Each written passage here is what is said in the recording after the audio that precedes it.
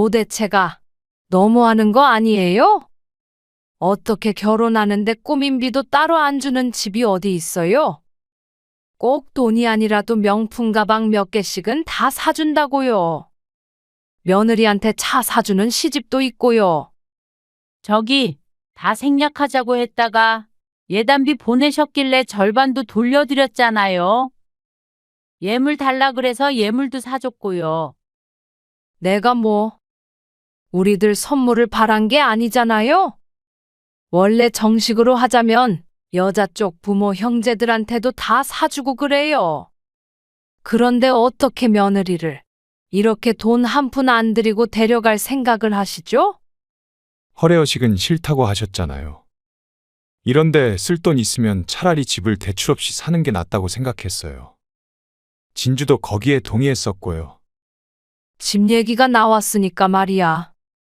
사돈, 원래 집은 남자가 해와야 하는 거잖아요. 그런데 저희도 돈을 보탰죠? 여자 쪽에서 이렇게 성의를 보였으면은 우리가 이런 말을 안 해도 남자 쪽에서 알아서 해줘야 하는 것들이 있는 법이에요. 황당한 법이었습니다. 집을 남자가 해와야 한다고요? 진주야, 너도 그렇게 생각해? 아들이 묻자 예비 며느리가 눈치를 보며 작게 고개를 끄덕였습니다. 그리고 그걸 본 아들의 표정이 일그러졌습니다. 오늘 이야기 속 주인공은 58세 양성희 씨입니다. 그리고 그녀의 아들 33세 김인혁의 결혼에 관한 이야기입니다. 아들의 결혼을 준비하면서 양 씨는 많은 것을 느끼게 되었습니다. 세상이 내 상식대로만 돌아가지 않는구나 하는 건 알고는 있었지만 그게 내 아들에 관한 이야기가 될 줄은 몰랐습니다.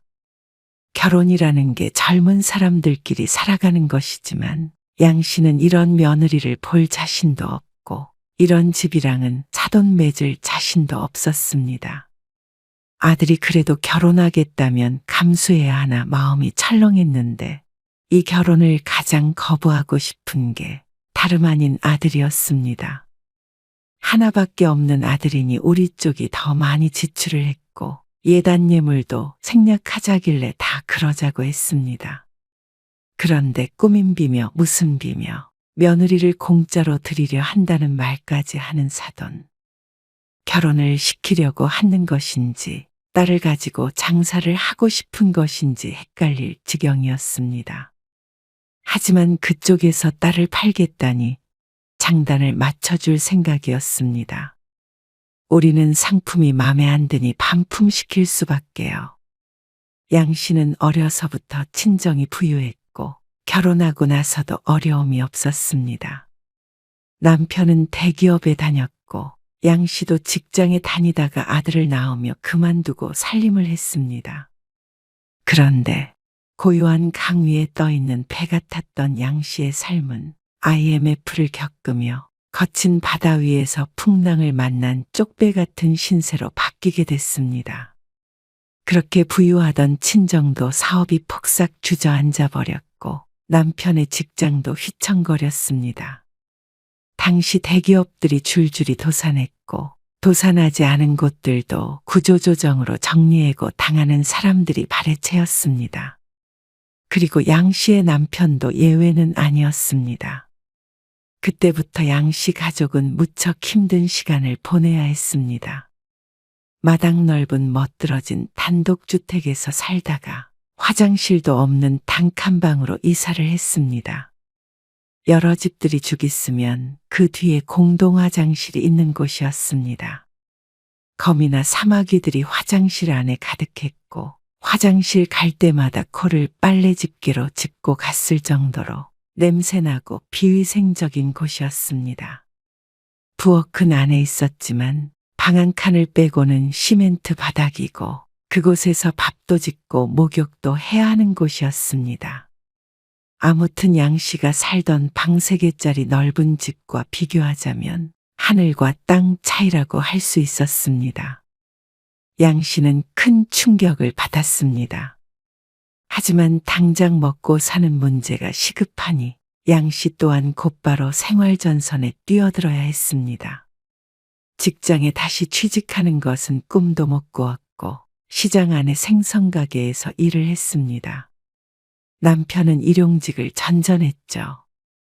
아들이 어렸을 때의 일이라 잘 살았던 시절을 오히려 기억을 못했습니다. 지금도 아들은 어린 시절을 떠올리면 단칸방에 살던 때를 묘사했습니다. 밥을 굶지 않으면 다행이었던 힘든 시절이었습니다.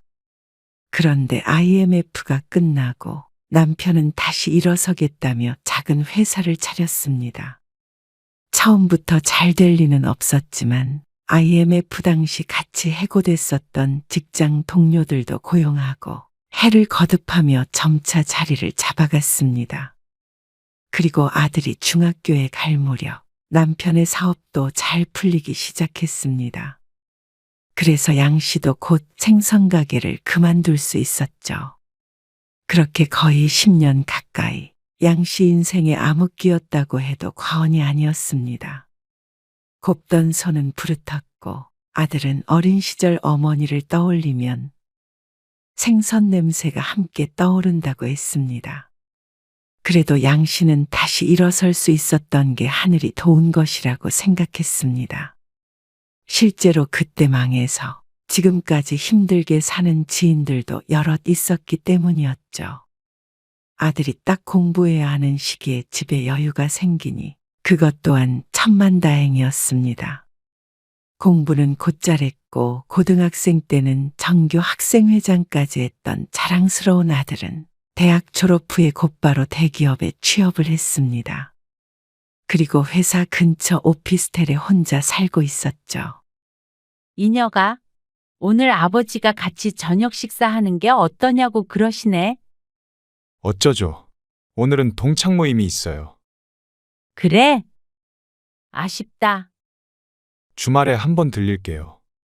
아들이 자취하고 있는 곳이 양 씨의 집과 멀지 않아서 종종 만나곤 했습니다. 양 씨가 가기도 했고 아들이 오기도 했고 바깥에서 만나기도 했죠. 바르게 큰 아들을 보며 양 씨 부부는 밥을 안 먹어도 배부른 게 이런 것이구나 생각하곤 했습니다. 어느덧 아들은 33살이 되었습니다. 그리고 이제 그런 아들을 보내줄 때가 왔죠. 저 결혼하려고요. 아들은 작년에 갔던 동창 모임에서 20년 만에 만난 친구와 교제를 해오고 있었습니다. 1년밖에 안 만났다고 그러지 않았어? 그런데 둘 다 벌써 33이잖아요. 그렇게 생각하면 이른 나이는 아니었습니다. 그리고 얼마 안 가서 상견례 날짜도 정해졌습니다. 생각보다 빠르게 진행되는 듯해서 벌써부터 긴장이 되기도 했습니다. 그런데 얼마 뒤 아들이 말했습니다. 상견례 하기 전에 미리 상의 좀 드리려고요. 무슨 얘기? 상견례에서 돈 얘기하기도 좀 그런 것 같아서요. 그러면서 집 얘기를 꺼냈습니다. 진주가 모아둔 돈이 많지 않은데 그쪽 집에서 조금 보태주신다고 해요. 그래? 그러면 우리도 그 정도는 보태야지, 당연히. 아니요. 사실 제가 모아둔 돈이 그것보다는 많아서 그 선에서 집 알아보려고요. 그러고는 2억 5천만 원이 있다는 아들. 그리고 예비 며느리는 모아둔 돈이 3천만 원이고 그쪽에서 지원해주는 돈이 5천만 원이라고 했습니다. 예비 며느리도 아들과 같은 33인데 군대도 안 다녀왔으면 일한 기간은 더 길 텐데 3천밖에 못 모았다는 게 이상했습니다. 솔직히 여태 뭐 했나 싶긴 했습니다. 그 마음을 알았는지 아들이 말했습니다. 아, 공부를 좀 오래 했대요. 그런데 듣기로는 학원 선생님이라던 예비 며느리. 양 씨는 얼른 고개를 저어 머릿속 생각을 지웠습니다. 이렇게 하나 둘 따지고 들면 끝도 없었습니다. 2억 5천과 8천. 아들은 양 씨 부부의 손은 빌리지 않고 싶어 했습니다. 근데 그걸로 가구도 채우고 하려면 전세 구할 돈도 안 되지 않겠어? 그 돈으로는 수도권에서 얼른 자리 잡고 살아가기가 힘들 듯 했습니다. 남편의 말에 아들은 부족한 부분은 대출을 받겠다고 했습니다. 그렇지만 금액이 어찌 되었든 그쪽에서는 부모가 지원을 해주는데 이쪽에서 손 놓고 있을 수는 없었습니다. 그리고 시대가 바뀌었다고는 해도 아들 보내는 입장의 마음가짐은 조금 다를 수밖에 없었으니 말이죠. 그런데 남편이 집을 해주겠다고 해도 아들이 고개를 저었습니다. 그러면 엄마 아빠가 2억 5천 보태줄게. 그거 받아. 큰 집을 가든 작은 집을 가든 부족하면 대출을 받더라도 이 돈 더 보태서 시작해. 결혼 선물이라고 생각하고. 아들은 남편의 말에 크게 감동했습니다. 감사합니다. 잘 살게요. 그렇게 5억 8천만 원으로 집도 마련하고 그 예산 안에서 혼수도 채우겠다고 했습니다. 여력이 있으니 마음 같아서는 더 해주고 싶지만 아들이 극구 말려 어쩔 수가 없었습니다. 그리고 상견례 날 예단 예물 이런 거 전부 생략하는 게 어떠세요? 예비 사돈이 말했습니다. 저는 뭐 허례허식 이런 거 싫어해요. 그렇잖아요. 결혼식 준비하는데 돈도 많이 드는 것 같던데. 저희는 찬성이에요. 그 점은 양 씨와 마음이 맞았습니다. 양 씨도 그게 좋다고 생각했죠. 그럴 돈이라면 차라리 집값에 보태는 게 훨씬 낫다고 생각했습니다.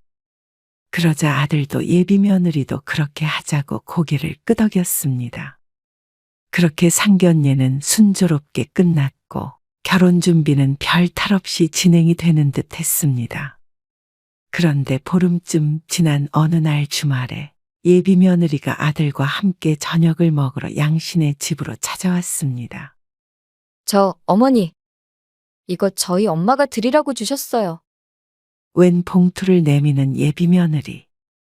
아들도 뭔지 모르는지 의아한 표정을 지었습니다. 이게 뭐야? 그렇게 물으며 봉투를 슬쩍 열어보고는 깜짝 놀랐습니다. 돈 아니야? 아, 예단? 아, 예단비라고 하시더라고요. 아들이 한숨을 쉬었고 양 씨도 허하고 헛웃음을 지었습니다. 별탈 없이 지나가려는 게 아닌 듯 했습니다. 이걸 탈이라고 할 수는 없겠지만 어쨌거나 상대방의 의중을 알았으니 양 씨도 아무 행동을 안 취할 수는 없었습니다. 봉투 안에는 1,000만 원이 들어 있었습니다. 그래서 양 씨는 그 자리에서 다른 봉투에 넣어 500만 원을 예비 며느리에게 주었습니다. 이거 어머니 가져다 드려. 그러면 어머니가 예물이나 그런 얘기도 하셨니? 아, 가락지 정도는 있어야 하지 않겠느냐고 하셨어요. 결국은 예물도 다 하자는 소리구나 싶었습니다. 그 말에 양 씨가 뭐라고 대답하기도 전에 아들이 말했습니다. 안 하기로 했잖아. 근데 아주 안 하면 아쉽다고 그러시니까 나한테는 왜 말을 안 했어? 어머니한테 드리라고 한 건데. 이녀가 그냥 그렇게 하자. 신부 예물은 너희가 고르는 게 낫겠지?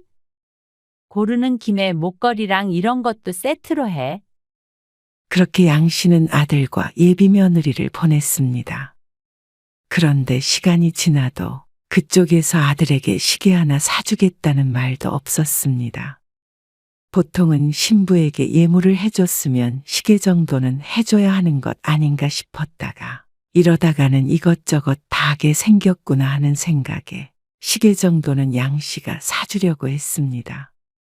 이녀가. 그래도 결혼할 때 다들 시계 하나는 사지 않나? 그쪽에서 말 없으면 엄마가 사줄게. 그러자 아들이 머뭇거리며 말했습니다. 아, 사실 진주가 시계 하나는 가지고 싶다고 해서요. 제 거랑 같이 제가 사려고요. 아, 그래? 그러면 그걸 엄마가 사줄게. 커플로. 아니에요. 괜찮아요. 그건 제가 알아서 할게요. 긋고 말리는 아들. 그래서 그것으로 끝났다고 생각했습니다. 그런데 어느 날 아들이 전화를 했습니다. 진주가 예물 사러 가자는데 어머니랑 같이 가고 싶다고 그래요. 나랑? 네. 어머니가 사주시는 거니까 같이 고르고 싶다네요. 어머나 그러니? 알았어.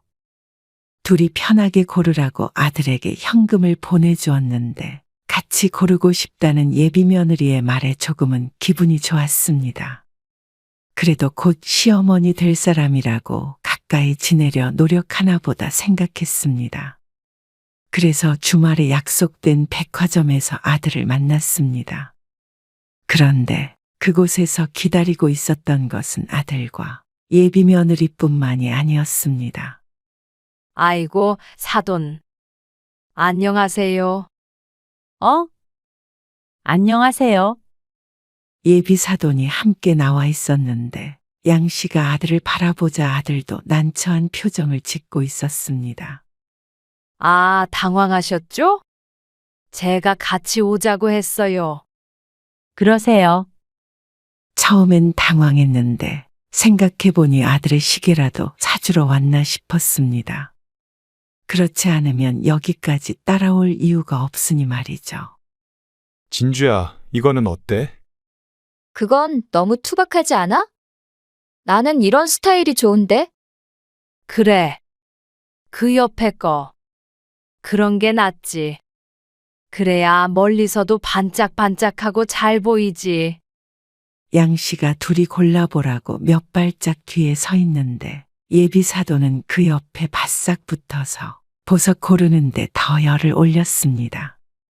예비 며느리는 같이 골라달라고 그러더니 정작 양 씨의 의사는 전혀 상관없다는 듯 보였습니다. 아들도 이런저런 의견을 내보다가 포기하고는 양 씨 옆에 섰습니다. 너무 무리하시는 거 아니에요? 아들이 양 씨만 들리게 속삭였습니다. 괜찮아? 그래도 예물인데 좋은 걸로 해야지. 평생 가지고 있는 거잖아. 이러면 간소하게 하는 의미도 별로 없네요. 어쩐지 허탈해 보이는 아들의 목소리에 양 씨가 대답했습니다. 그래도 한 번 하는 결혼 제대로 한다고 생각해. 여유 있으면 하는 게 좋지 뭐. 아들이 또 뭐라고 말을 하려고 하자 예비 며느리가 아들을 불렀습니다. 이걸로 하자. 양 씨도 아들과 함께 가서 보니 다이아몬드 세트와 순금 쌍가락지까지 야무지게도 골라놓았습니다. 원래 이렇게 많이 하는 거야? 아무래도 세트니까. 김서방. 옛날에는 여기에다가 진주 세트도 했어. 요즘이라 그래도 많이 가볍게들 하는 거지. 그래요. 예쁘네. 괜히 예비 장모도 있는데 아들이 쪼잔해 보일까 싶어서 아들에게 눈치를 주자 아들이 결제했습니다.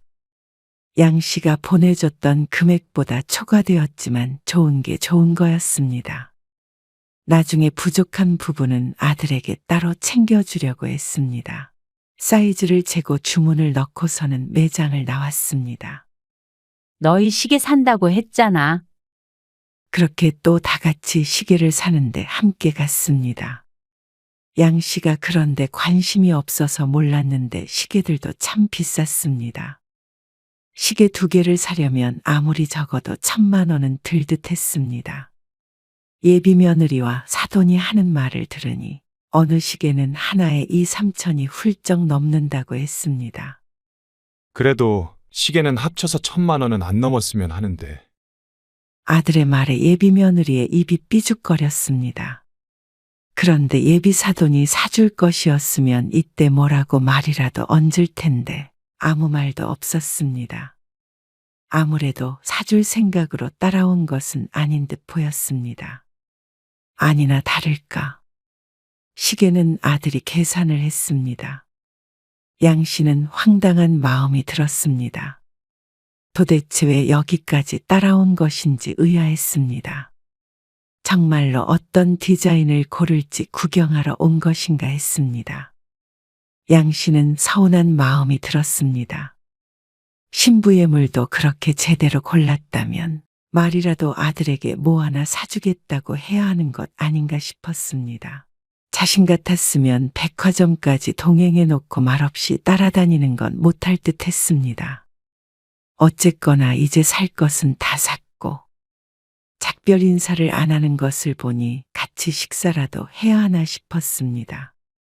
그렇게 양 씨가 눈치를 살피는데 어쩐지 예비 사돈의 표정이 어두워 보였습니다. 이것저것 고르느라 2시간 정도 돌아다녔는데 그래서 힘들어서 그러나 싶었습니다.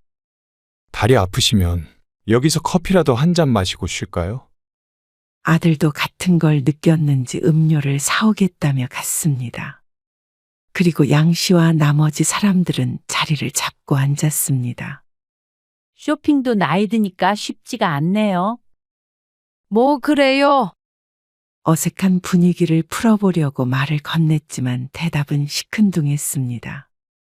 그리고 아들이 돌아올 때까지 정적이 흘렀습니다. 아들이 음료를 가지고 돌아왔을 때도 서로 별다른 말이 없었고, 양 씨도 불편해서 어서 자리를 뜨고 싶어 커피도 벌컥벌컥 마셨습니다. 그렇게 20분쯤 뒤에는 다 같이 일어났습니다. 커피를 마셨으니 밥은 같이 안 먹어도 되겠지 생각하고 있는데 아들이 말했습니다. 어머니는 집으로 바로 가실 거죠? 그래야 하지 않을까? 모셔다 드릴게요. 아니야. 아버지 근처에 계실 거야. 그렇게 아들과 인사를 나누려 하는데 문득 예비 사돈의 붉어진 얼굴이 눈에 보였습니다. 양 씨가 당황해서 예비 며느리를 바라보자 울먹이는 듯한 표정에 깜짝 놀랐습니다. 도대체가 너무하는 거 아니에요? 그리고 이어지는 뜬금없는 말에 순간 예비 사돈이 누구한테 하는 말인가 하고 두리번거려야 했습니다. 네? 왜 그러세요? 그러다 양 씨는 자신에게 하는 소리인 걸 깨닫고 물었습니다. 너무하다뇨? 그게 무슨 말씀이세요? 내가 이래서 따라 나온 거예요. 애가 말을 잘 못하니까. 애 표정 안 보이세요? 그러게요. 진주야, 너 표정이 왜 그래? 마음에 드는 거 못 고른 거야? 그러면 다시 고르러 갈래? 아니, 꼭 그걸 제 입으로 말을 해야 하세요? 집 사는데 우리도 보탰으면 남자 쪽에서 눈치껏 해야 하는 거 아니에요? 왜 며느리를 공짜로 드리려고 하세요? 도무지 무슨 말인지 알 수가 없어서 눈만 깜빡이고 있는데 대답을 기다리지도 않고 말을 이었습니다. 결혼하는데 신부한테 꾸민비도 따로 안 주는 집이 어디 있어요? 꾸민비요? 네, 꾸민비 모르세요? 돈이 아니라도 명품 가방 몇 개씩은 다 사준다고요. 며느리한테 차 사주는 시집도 있고요. 이게 무슨 황당한 소린지 몰랐습니다. 최대한 맞춰서 하자는 거 다 하고 있는데 꾸민비가 무슨 말이고 명품 가방이 웬 말인지 몰랐습니다. 저기 다 생략하자고 했다가 예단비 보내셨길래 절반도 돌려드렸잖아요. 예물 달라 그래서 예물도 사줬어요. 그런데 시계 하나 안 사주신 건 그쪽이잖아요. 나 참. 예물을 사돈 돈으로 한 건가요? 제가 드렸던 예단비로 산 거지. 그러면 사돈은 드리는 돈 하나 없이 퉁치려고 한 거잖아요. 희한한 논리였습니다. 아무것도 안 하기 아쉽다고 그래서 절차대로 했을 뿐인데 그게 다 자신 돈으로 했다는 말이었습니다. 그리고 실제로 예물 비용도 남은 예단비보다 훨씬 더 높은 금액이었는데 말이죠. 내가 뭐, 우리들 선물을 바란 게 아니잖아요? 원래 정식으로 하자면 신부 부모님이나 형제들 것도 다 사주고 그래요. 그런데 어떻게 사돈은 이렇게 돈 한 푼 안 들이고 데려갈 생각을 하시죠? 아니, 말을 이상하게 하시는 것 같아요. 우리 아들이 시계도 사줬는데 그쪽에서 쓴 예단비보다 저희 쪽에서 쓴 돈이 훨씬 커요. 그런데 무슨 공짜 그런 말씀을 하세요? 그러자 듣고 있던 아들이 양 씨에게 말했습니다. 어머니, 일단 제가 진주랑 다시 얘기해 볼게요. 아무것도 안 하겠다고 했는데 일이 이상하게 돼버렸네요. 죄송해요. 그러자 예비 사돈이 더욱 화를 냈습니다. 아니, 그렇게 말하니까 우리가 뭐 잘못한 것 같네? 김서방 중간에서 대처가 이상하잖아? 지금 김서방이 죄송해야 되는 건 사돈이 아니라 우리 진주 아니야? 진주한테 제가 미안해야 한다고요? 그렇잖아. 결혼식은 여자가 주인공인데? 이러면 안 되지? 이런 취급은 안 되는 거야. 아니, 우리는 안 해줘도 되는데, 신부한테 꼬민비도 안 주고 데려가는 거는 나는 듣도 보도 못했어. 쏘아붙이는 여자의 말에 아들은 인상을 찌푸렸습니다. 아니요. 저희도 상의했던 게 있어요. 단호한 아들의 대답에 여자가 잠시 입을 벌렸습니다. 아니, 그냥 알았다고 하면 되지? 혹시 돈이 아까워서 그래? 아니요. 돈이 아까웠으면 시계도 안 사줬죠. 자꾸 시계 하는데, 남들은 가방도 몇 개씩 받는다더라. 왜 남들 얘기를 하세요? 저희는 처음부터 아무것도 안 하기로 인원이 끝났잖아요. 상견례 때도 먼저 그러자고 하셨고요. 아니, 왜 남들 얘기를 하면 안 되냐? 그래도 구색을 어느 정도는 맞춰야 나중에 후회가 없지. 결혼은 인생에 한 번뿐 아니냐? 누가 보면 딸이 아니라 자신이 시집 가는 줄 알 것 같았습니다. 얼마나 흥분해서 말하던지 지나가던 사람들이 하나 둘 쳐다보기 시작했습니다. 허례허식은 싫다고 하셨잖아요. 이런데 쓸 돈 있으면 차라리 집을 대출 없이 사는 게 낫다고 생각했어요. 진주도 거기에 동의했었고요. 예비 며느리는 아무 말도 없이 방관하고 있었습니다. 그러자 여자가 다시 한번 맞받아쳤습니다. 사돈, 집 얘기가 나왔으니까 말이에요. 원래 집은 남자가 해와야 하는 거잖아요. 그런데 저희도 돈을 보탰죠.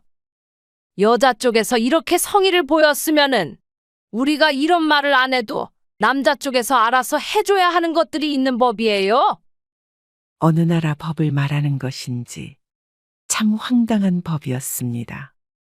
집을 남자가 해와야 한다고요? 진주야, 너도 그렇게 생각해? 어머니가 말씀하고 계신 거, 너도 알고 있는 거 맞아? 그러자 예비 며느리가 눈치를 보며 작게 고개를 끄덕였습니다. 그걸 본 아들의 표정이 너무 좋지 않았습니다. 아들이 모아둔 돈하고 저희가 지원해주는 돈을 합치면 5억이에요. 그리고 그쪽은 8천만 원이고요. 이 정도면 저희가 집을 했다고 봐도 되는 거 아닌가요? 어머머 섭섭한 소리를 하시네요. 저희도 거진 1억을 넣는 건데요. 그리고 원래 남자가 많이 내는 게 맞죠? 옛날엔 여자는 몸만 갔어요. 그러면 그쪽에서 집값 안 보태고 저희가 4억짜리 집을 사면요? 그건 되는 건가요? 그러자 꿀먹은 벙어리가 된 사돈. 저는 여유 있는 쪽이 더 내는 게 맞다고 생각해요. 그래서 반반을 고집하지도 않았고요. 그런데 이상하네요. 그러면 집을 저희 쪽에서 사면 되는 거예요? 그러면 이런 말씀 안 하시는 건가요? 비꼬는 말인 줄도 모르고 여자의 표정이 대번 밝아졌습니다. 아니, 처음부터 그렇게 했으면 저희가 여유가 생기니까 예단비도 좀 더 넣고 했죠. 그러자 아들이 말했습니다. 그럼 처음부터 다시 정식으로 따져보죠. 그러더니 다시 카페 의자에 앉았습니다. 정식으로 다 하고 싶으신 거잖아요. 그러면 저희가 5억짜리 집을 사면 예단비도 5천은 주셔야 되지 않을까요? 신랑 예물도 사주셔야 되죠. 아, 그리고 혼수는 여자가 넣는 거잖아요. 진주, 너 그때 가전이랑 가구들 비용 계산한 거 있잖아. 그거 보여드려봐. 그러자 예비 며느리가 낭패라는 표정을 지었습니다. 왜 안 보여드려? 그러면 제가 말씀드릴게요. 그게 대략 7천 얼마였거든요. 가능하세요? 뭐야? 그게 말이 돼. 아니면 옛날 방식 좋아하시는 것 같은데 옛날 방식대로 저희 부모님 집에 들어가서 같이 살까요? 김서방, 지금 뭐 하자는 거야? 그게 다 싫으시면 그냥 반반하세요. 집값도 반반, 혼수도 반반. 지금 나랑 한번 해보자는 거야? 결혼하지 말라는 소리야? 아니, 공짜로 데려간다고 하셨잖아요. 딸을 넘겨주기에는 값이 안 맞는 거잖아요, 지금. 그건 말이 그렇다는 거지. 내가 무슨 딸 팔아먹으려는 사람처럼 얘기를 해? 그렇게 들렸는데 아닌가요? 아무래도 진주를 저한테 팔고 싶으신 것 같은데. 저는 사고 싶은 마음이 없는데. 그러면 반품하면 되는 거죠. 뭐? 반품? 너 말 다 했어? 아들의 말에 여자의 꽉 쥔 두 주먹이 분한 듯 부들부들 떨렸습니다. 오빠, 무슨 말을 그렇게 해? 왜? 어느 부분이 틀린지 말해주면 수정해 볼게. 나랑 결혼할 마음이 없어? 돈 가지고 이러는 거 너무 서운하다. 그래. 좀 있다고 그러는 거 아니야? 우리 딸이랑 결혼 엎으면 김서방도 손해 아니야? 나이도 찼는데 교사 마누라 쉽게 만날 줄 알아? 요즘엔 학원 선생님도 교사로 치는지 끝까지 득이지 손해인지 따지는 여자를 보며 양 씨는 고개를 절레절레 저었습니다. 손해보더라도 결혼 안 하겠습니다. 예물이랑 시계는 지금 가서 결제 취소하겠습니다. 그러면 추가 손해는 없겠죠. 아들이 다시 일어나서 양 씨를 데리고 뒤를 돌았습니다. 아들이 이 자리에서 바로 엎어버릴 것이라고는 생각도 못했습니다. 당황스럽긴 해도 속으로는 무척 통쾌했습니다. 질질 끌려다니다 이곳까지 왔는데 예비 며느리도 같은 생각이라는 대답 하나에 마음을 돌린 아들을 보니 너무나도 다행이었습니다. 여자 둘은 얼이 빠져 있는 상태로 그 자리에 서 있었고 아들은 그 길로 정말 결제를 바로 취소해버렸습니다. 그러자 빠졌던 혼을 다시 챙겨왔는지 예비 사돈이었던 여자와 그녀의 딸이 쫓아왔죠. 이렇게 끝내는 건 아니죠? 그래, 이녀가. 다시 얘기 좀 하자. 아니, 할 말 없어. 내가 능력이 안 돼서 공짜로 데려오려고 해서 미안하다. 아들은 매몰차게 뒤돌아섰습니다. 그리고 결제 취소를 끝낸 카드를 받아들고는 양 씨와 함께 나와버렸습니다. 아버지한테는 제가 말씀드릴게요. 괜찮은 거야? 괜찮지는 않죠. 근데 그냥 결혼했으면 안 괜찮은 걸로 끝나지 않았을 것 같아요. 결혼이 엎어졌으니 당연히 괴로울 듯 했지만 아들은 의외로 담담하게 얘기했습니다. 죄송해요. 면목이 없어요. 오히려 양 씨에게 사과했습니다. 그리고 한 달쯤 지났을 때 황당한 전화를 한 통 받았습니다. 어떻게 알고 전화를 걸었는지 사돈이 될 뻔했던 여자였습니다. 사돈, 애들이래 우리가 나서서 이럴 필요는 없는 거잖아요. 그쪽 뜻대로 하라고 해도 아무래도 엄마 눈치를 보는지 김서방이 마음을 안 돌리는데 사돈이 좀 설득을 해주세요. 엄마 말은 들을 거 아니에요. 그러자 양 씨는 한마디만 하고 끊어버렸습니다. 아, 안 산다니까요. 아들이 마음을 돌리지 않는다는데 무슨 설득을 하란 소린지 몰랐습니다. 그리고 이제 와서 아들이 마음을 돌린다고 해도 양 씨가 사양이었습니다. 이런 사돈이나 며느리는 절대로 보고 싶지 않았습니다. 오히려 이번 일을 계기로 이런 사람은 꼭 피해야 한다 하는 기준으로 삼기로 했습니다. 아들도 그러지 않을까 싶고 말이죠.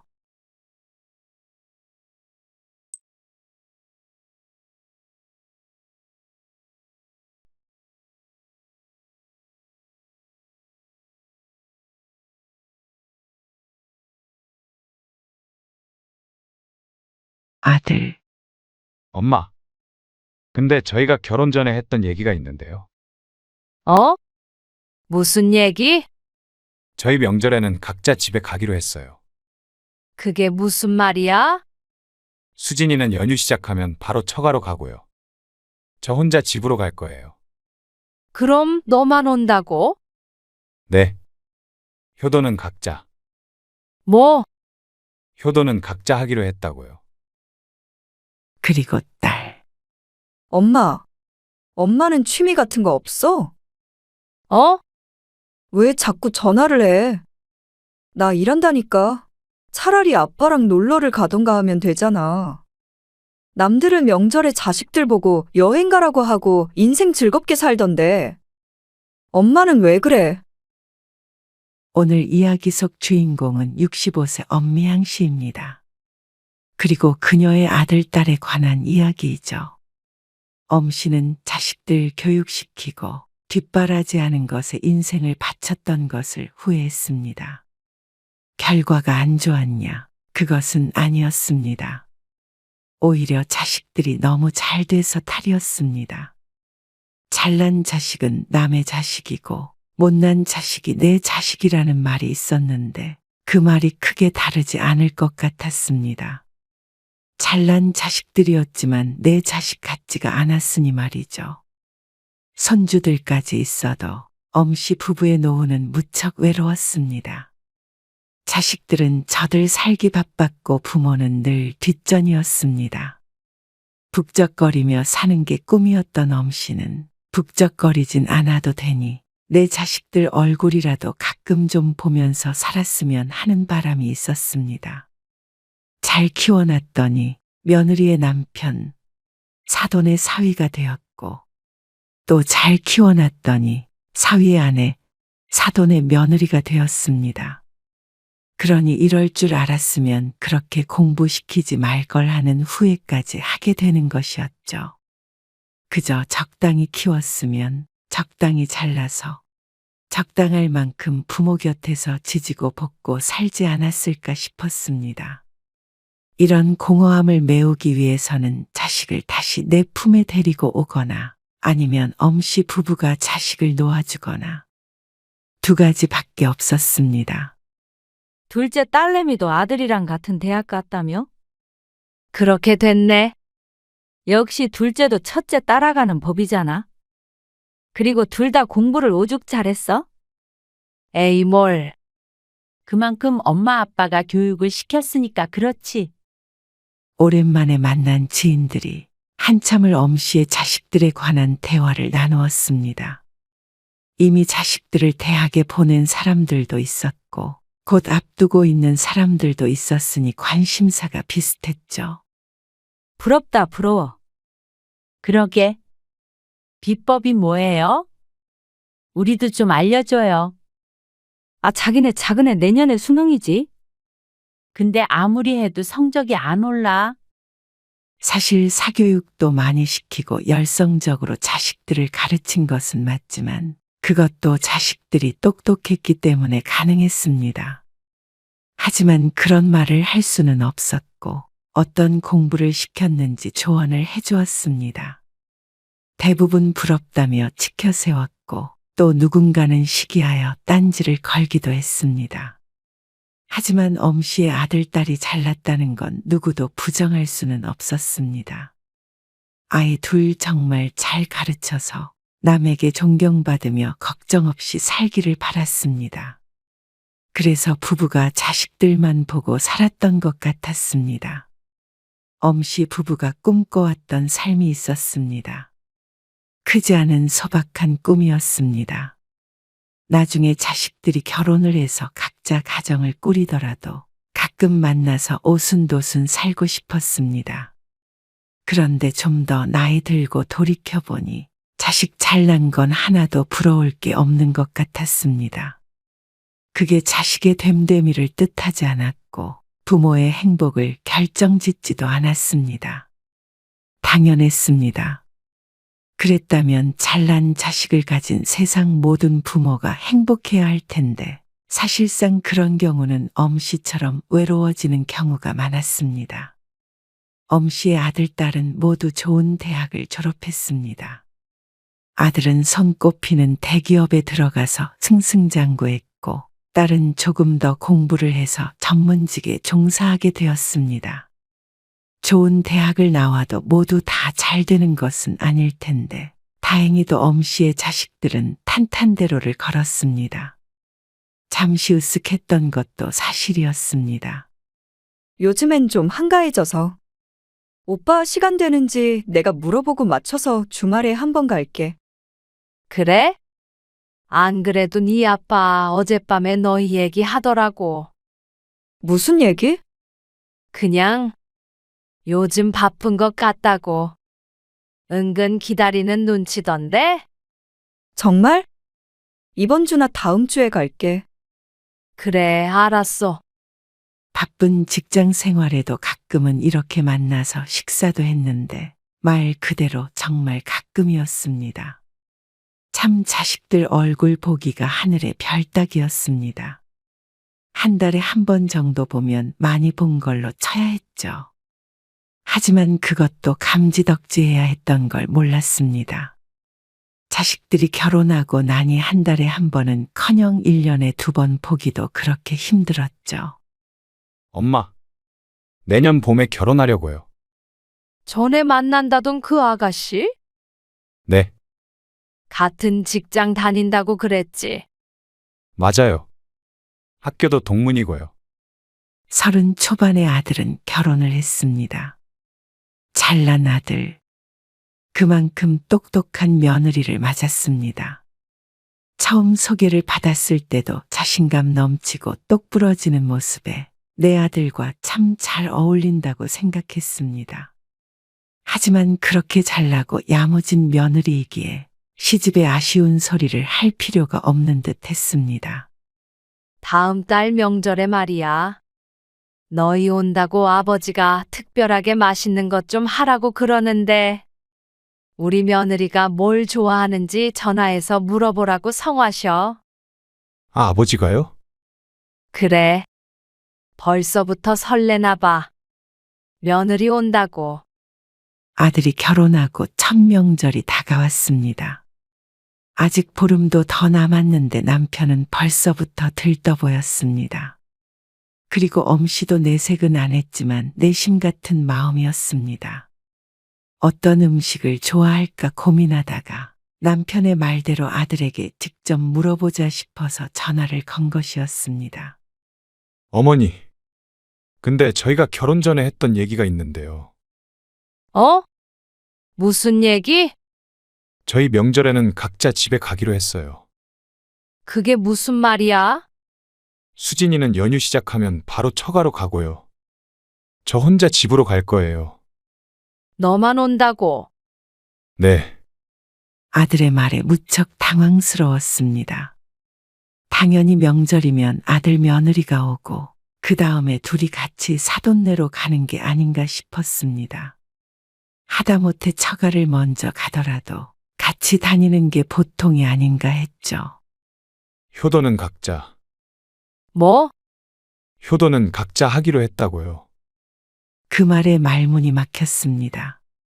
시대가 변했다고는 하나 결혼 후 첫 명절부터 이렇게 따로 행동할 줄은 몰랐습니다. 아들이 결혼한 뒤로 3개월이 지났는데 여태 한 번도 얼굴을 본 적이 없었습니다. 그런데 명절에도 며느리를 안 보면 1년 중 만날 날이 단 하루도 없다는 말 같았습니다. 그래도 제가 가잖아요. 너무 서운해하지 마세요. 자식인 자기가 오는데 무슨 상관이냐는 아들의 태도에 당황스러워도 수긍을 할 수밖에 없었습니다. 무슨 말을 하고 있는지 머리로는 이해했습니다. 다만 마음이 조금 그럴 뿐이었죠. 엄씨의 아들도 그렇고 며느리도 그렇고 개인적인 성향이 너무 강해서 가족이라고 살갑게 전화를 한다던가 찾아오는 경우는 극히 드물었습니다. 각자 잘 살면 되지 하는 게 아들과 며느리의 공통적인 생각이었습니다. 엄씨의 꿈과는 한참 거리가 있었죠. 서운하긴 했지만 그래도 아예 안 오겠다는 것도 아니고 각자 집에 가겠다는데 싫다고 할 수는 없었습니다. 엄씨도 나중에는 차라리 맘 편하게 내 자식이나 오래 보자 싶었죠. 그러다가 며느리가 임신을 했습니다. 명절이고 뭐고 엄씨 부부는 첫 손주를 볼 생각에 하루하루가 행복했습니다. 애기 용품 골라주고 싶은데 너희 바쁘니까 계좌로 축하 선물 좀 보냈다. 그걸로 애기거나 아니면 수진이 선물도 사고 그래. 네. 감사합니다. 아직 태어나지도 않았지만 얼마나 예쁠까 상상만 해도 기분이 좋았습니다.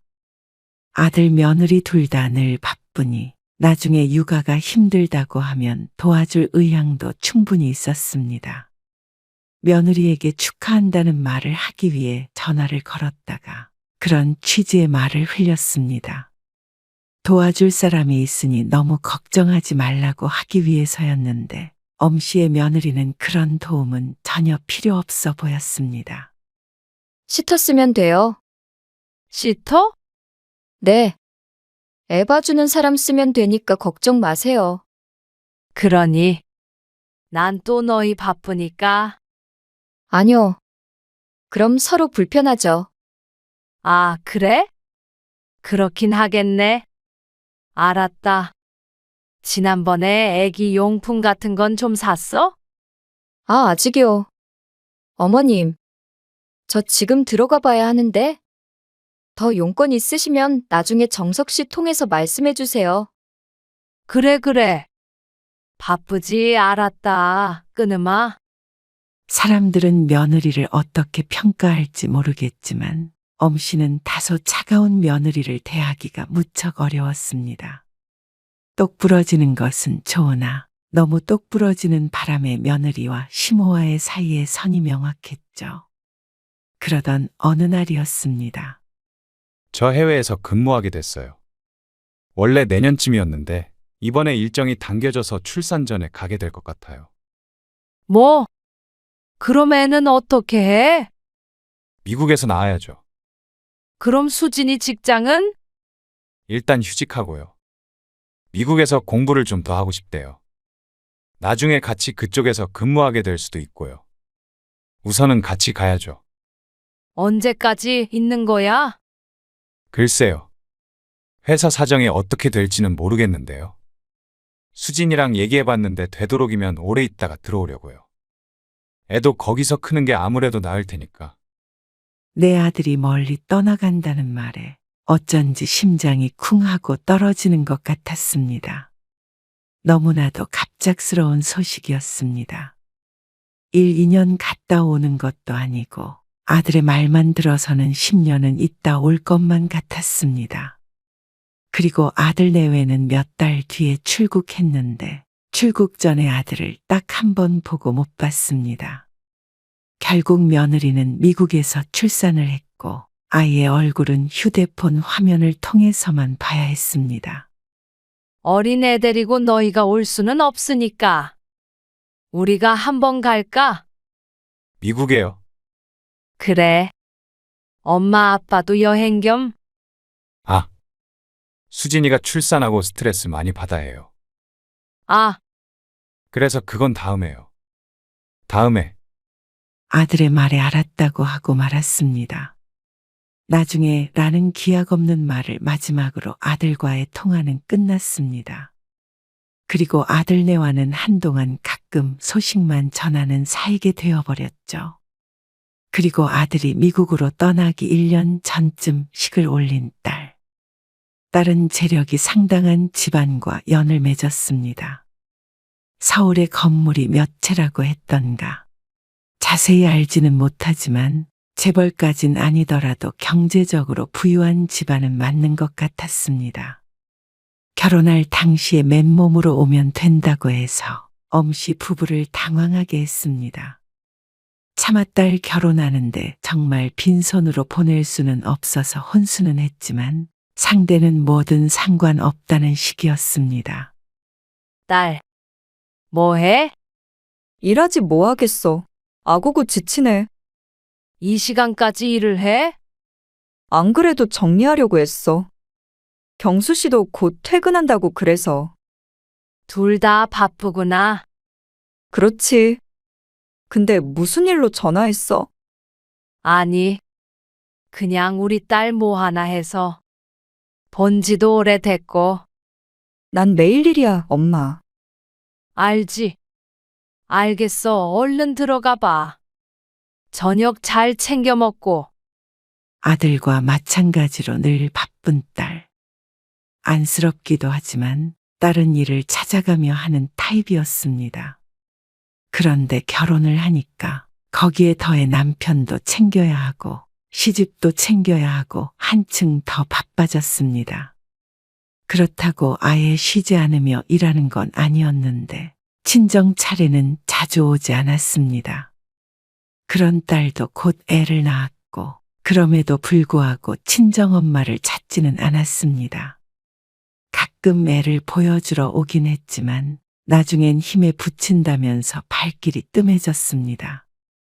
그런데 시집 식구들과는 훨씬 자주 만나는 것 같았습니다. 올해도 여행을 가? 애도 어린데 비행기 타고 갈 수 있을까? 그래도 시어머니 말은 못 어겨. 아이고, 어머님이 봐주시겠지. 식구들도 많은데 뭐. 나도 힘들 것 같긴 한데 어쩔 수 없지. 결혼할 때 집을 사주는 조건이 있었다는 걸 나중에서야 들었습니다. 1년에 한 번씩은 무조건 같이 여행을 하는 것이었다는데 유별나다 싶으면서도 사실 속으로는 부러웠는지도 몰랐습니다. 잘난 집에 시집 가서 나쁠 것 없다고 생각했는데 정말로 시집을 가버린 것만 같았습니다. 이제는 그 집 식구가 되어버린 듯 했죠. 그래도 딸은 풍족한 삶에 만족하고 있는 것 같았습니다. 투덜대기는 해도 시부모가 나쁜 사람들은 아닌 것 같았죠. 그리고 얼마 뒤 남편의 생일엔 참으로 쓸쓸한 하루를 보냈습니다. 아들은 먼 타지에 가 있었고 딸은 늘 바빴습니다. 지난 몇 년 동안 자식들과 함께 오붓한 시간을 보낸 적이 있었는지 가물가물했습니다. 아침에 미역국 남은 거 떠줄까? 아니야. 그냥 이거에다가 먹을게.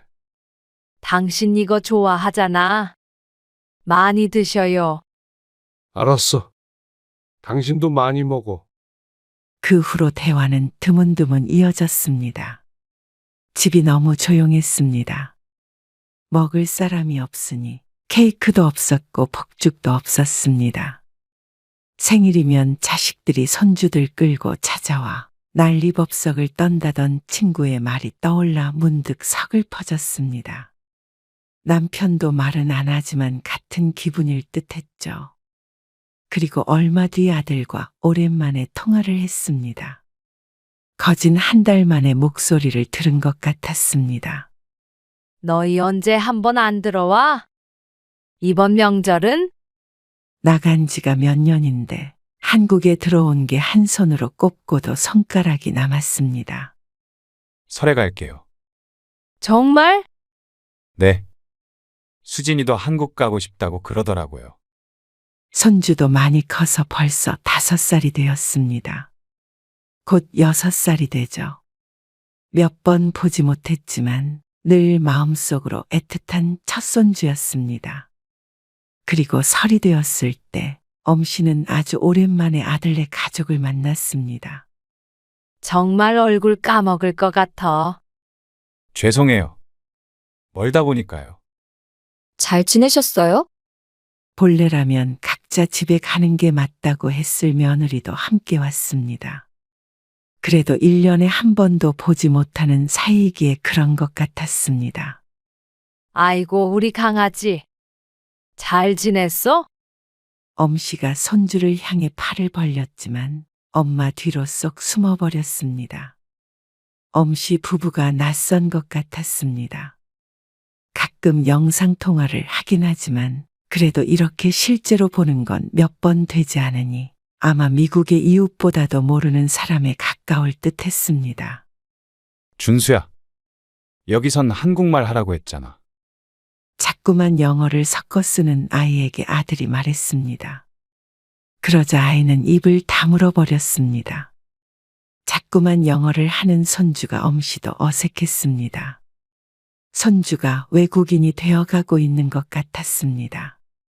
그리고 아들 며느리는 역시나 밥 한 끼만 먹고 일어났습니다. 벌써 가게? 네. 처가에도 들렸다가 바로 집으로 가려고요. 하루 자고 가지. 아버지도 서운해 하실 거고. 너무 피곤해요. 쉬러 들어온 거라서요. 그래, 알았다. 어서 가봐. 네. 전화 드릴게요. 미국 다시 들어가기 전에 한번 들를게요. 아들 며느리가 분명 왔다 갔는데도 엄씨의 마음이 아니었습니다. 엄씨는 진정한 행복이란 사랑하는 사람들과 희로애락을 함께 하는 것이라고 생각했습니다. 왼수 같은 자식이라도, 형제라도, 부모라도 옆에서 지지고 볶아야 사랑이라고 생각했습니다. 하지만 내가 사랑하는 자식들은 함께 지지고 볶을 기회를 전혀 주지 않았죠. 아들이 돌아간 뒤에 딸이 와야 하는데 이번 명절은 아들의 방문이 마지막이었습니다. 갑작스런 일 때문에 바빠져서 시집에 애를 맡기고 일하고 있다며 하소연했습니다. 한 해 한 해 거듭할수록 엄씨 부부는 외로워졌습니다. 남편도 말수가 없는 편이라 그런지 명절인데도 불구하고 집은 쥐죽은 듯 조용했습니다. TV를 보는 것도 지겨워져서 엄씨가 휴대폰을 들어 친구에게 전화를 걸었습니다. 뭐해? 뭐 하긴 먹고 놀지. 전화 너머로 시끌벅적한 소리가 들려왔습니다. 잘은 몰라도 최소 10대 명은 같이 있는 듯 했습니다. 자식들 왔나 보네. 아이고 진짜. 내가 힘들어서 이제 그만 지들 집에 가라고 해도 안 간다. 어제부터 술판에 먹자파네. 애들도 하도 뛰어다녀서 정신이 하나도 없어. 신나게 보내고 있네. 신나기는 이것들 입에 들어갈 것 갖다 바치느라 허리 분질러져. 불편하는 것 같지만 웃음기가 묻어났습니다. 아이고, 잘 들리지도 않는다. 왜 전화했어? 아니야. 그냥 해봤어. 알았어. 정신 없으니까 나중에 내가 연락할게. 전화를 끊자 더 쓸쓸한 기분이 들었습니다. 명절이라고 자식들이 용돈도 보내주고 하지만 이런 게 가족 같아 정이 맞나 싶었습니다. 공부 잘하고 못하고 잘나고 못나고가 모든 걸 결정하는 것은 아니지만 엄씨는 그래도 내 자식들이 차라리 적당한 학교를 나와서 적당한 직장에 다니다 적당한 사람과 결혼해서 다른 집안 식구들처럼 서로 부대끼면서 살면 어땠을까 하는 상상을 안 해볼 수가 없었습니다. 못난 나무가 산을 지킨다고 했습니다. 내 자식들이 좀 더 못났으면 이렇게 내 품을 떠나가지 않았을까 싶었습니다. 이런 소리를 하면 아마 배부른 소리를 하고 있다고 생각하겠지만 힘들게 키운 내 자식들과 마치 남처럼 살게 되니 인생이 허무하게 느껴졌습니다. 엄씨도 명절엔 그래도 집안이 북적북적했으면 좋겠고 손주들 재롱을 보면서 노후를 보내고 싶었습니다. 하지만 이전보다도 훨씬 삭막해졌습니다. 엄씨 부부의 삶에 그냥 자식 둘만 없어진 기분이었습니다. 엄씨는 이번에는 딸에게 전화를 걸어보았습니다. 명절에도 바쁘다는 딸이 걱정되기도 했고 어쩐지 목소리가 듣고 싶기도 했습니다. 그런데 딸은 전화를 받자마자 다짜고짜 짜증스러운 음성으로 말했시옵뿐이다. 엄마. 엄마는 취미 같은 거 없어? 어? 왜 자꾸 전화를 해? 나 일한다니까. 자꾸라고 해봤자 며칠 전에 명절에 못 온다는 통화 한 통이 전부였습니다. 그것도 딸이 건 것이었습니다. 차라리 아빠랑 놀러를 가던가 하면 되잖아. 남들은 명절에 자식들 보고 여행 가라고 하고 인생 즐겁게 살던데. 엄마는 왜 그래? 아마도 업무 스트레스 때문인 듯 했지만 딸의 말에 엄씨의 가슴이 따끔거렸습니다. 딸의 말대로 엄씨는 별다른 취미가 없었습니다. 그래서 자신도 모르게 자식들을 귀찮게 했나 싶었죠. 얼마 뒤에 아들은 혼자서 집에 들리고 또 얼마 뒤에 다시 미국으로 들어갔습니다. 엄씨는 그런 아들이 야속했습니다. 그리고 딸도 야속했습니다. 그러다 보니 자식들 키우며 고생했던 시절이 떠오르지 않을 수가 없었습니다. 엄씨도 사람인지라 내가 그렇게 키워서 잘나게 만들었더니 이제는 부모가 뒷전이구나 하는 생각을 안 할 수가 없었습니다. 그리고 또 그런 생각을 하게 되는 스스로가 싫어졌죠. 그런 생각이 매일 머릿속을 돌고 돌았습니다. 그러다 어느 날 친구에게서 전화가 왔습니다. 전화를 받자마자 거의 흐느끼듯이 하소연을 시작하는 친구 때문에 엄씨는 듣기만 해야 했습니다. 그놈 새끼 때문에 내가 미쳐 진짜.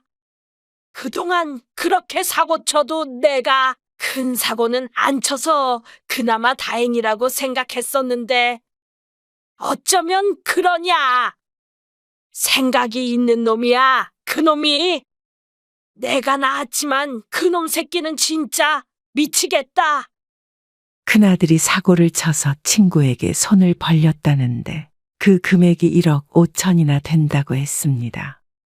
그래서 집을 담보로 대출을 받아줄 수밖에 없는 상황이라고 했습니다.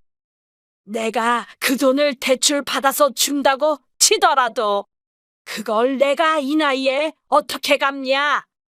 그놈 새끼가 갚을 능력은 절대 없는데 꽉 지엄마 죽으라고 호사를 지내는 거지, 이건. 아이고, 선해고 것은 지 오빠가 그런 줄 알고 이제 우리 집에 애들도 안 맡긴다.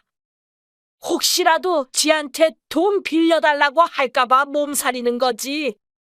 그것도 아주 괘씸한 년이야.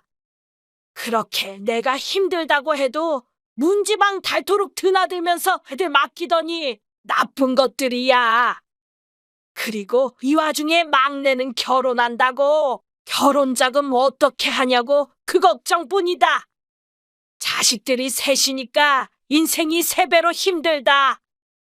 그러면서 친구는 엄씨가 부럽다며 한숨을 10번은 쉬었습니다. 답이 안 보인다며 끝내 눈물을 짓는 것 같은 친구에게 해줄 말은 위로밖에 없었습니다.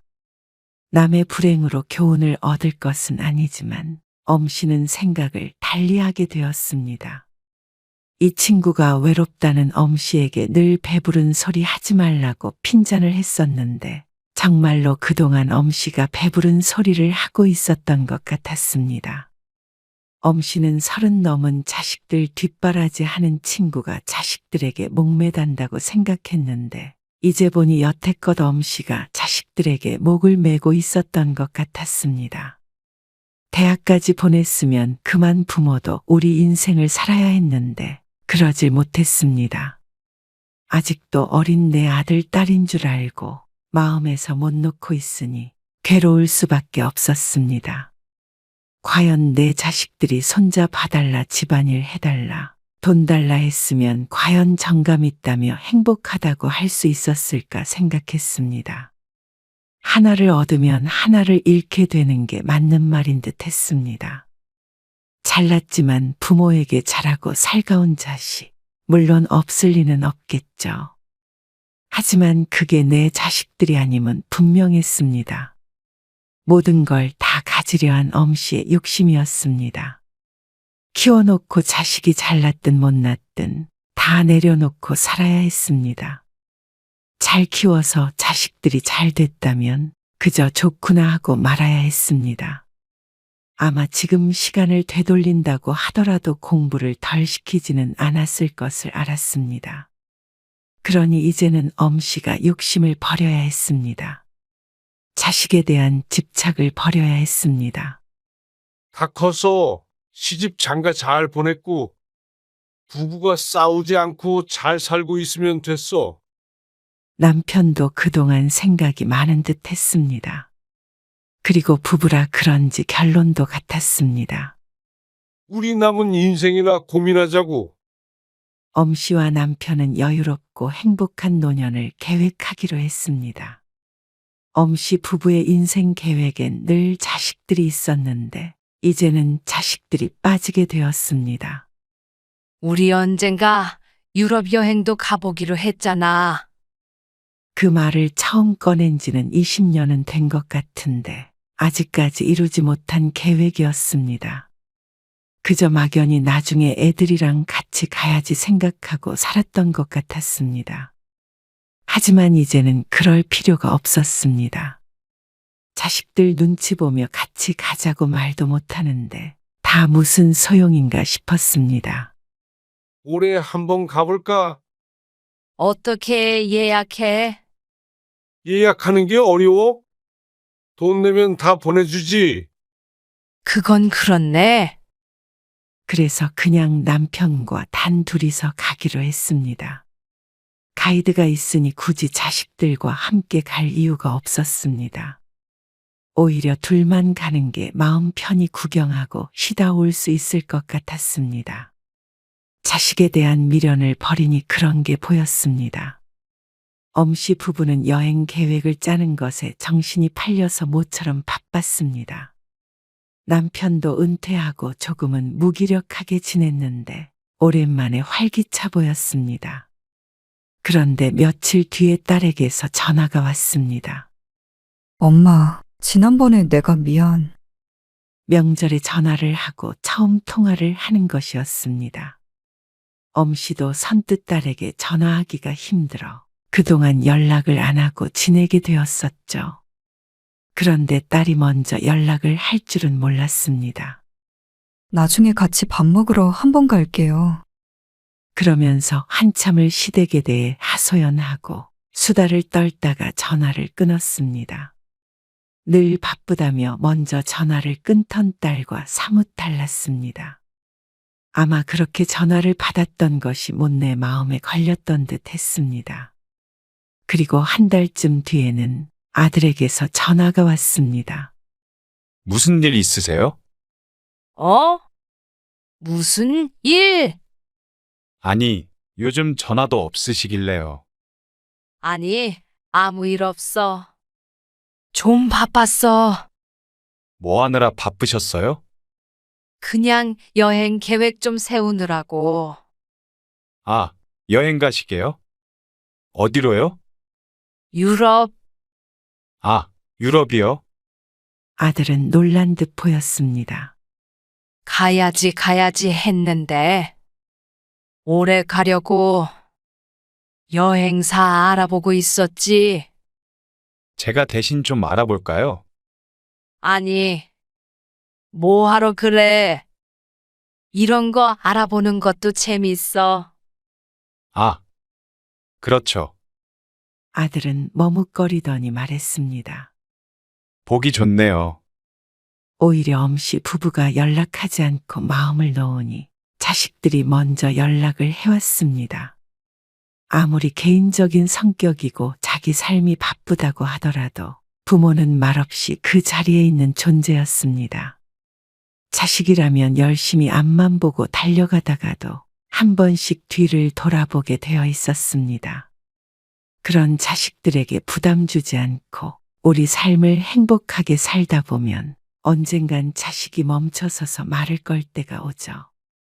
그때 말없이 안아주면 되었습니다. 그렇게 생각하자 엄씨는 말년이 외롭지도 자식 때문에 쓸쓸하지도 않았습니다.